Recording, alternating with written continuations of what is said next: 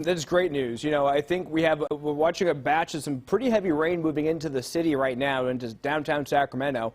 But this is going to be the last breath of it on the backside because you can see what's off to the northwest. It's quiet.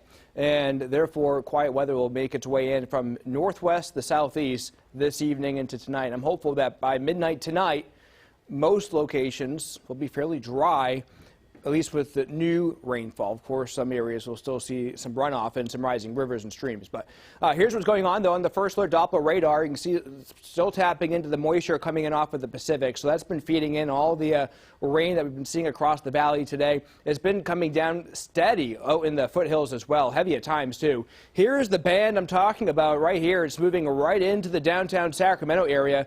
Some of the heavier downpours we've had in downtown today. In fact, it's making its way in as we speak. And it's going to be pushing its way down to the south out toward Elk Grove. Areas that had a lot of problems today with high water is out ahead of this line. So I'm going to be watching this line carefully as it advances down toward the south and east over the next hour and two.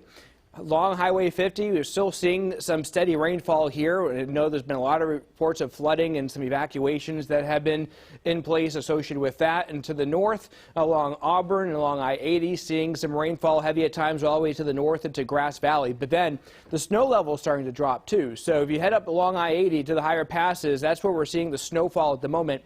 The one good thing right now with the snow level dropping is now the temperatures are cooling down. And that actually helps stop some of the additional runoff.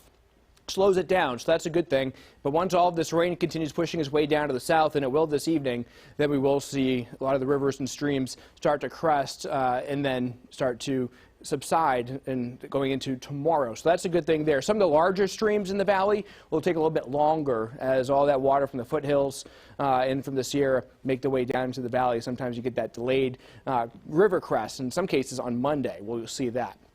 But here it is, hour by hour, back edge pushing through 7, 8 o'clock as it goes down to the southeast. And then by 11 o'clock tonight, some areas will have some clear skies as we ring in the new year. Meanwhile, the Sierra is still holding on to some snow showers. And then going into the day tomorrow, a nice dry day. We'll have a good amount of sunshine as well. And we'll take it because what's ahead is more storms. In fact, a stormy pattern keeping with us going through much of next week. So tomorrow is the one break, I should say, for the at least with this pattern, because late Monday to early Tuesday is the next storm.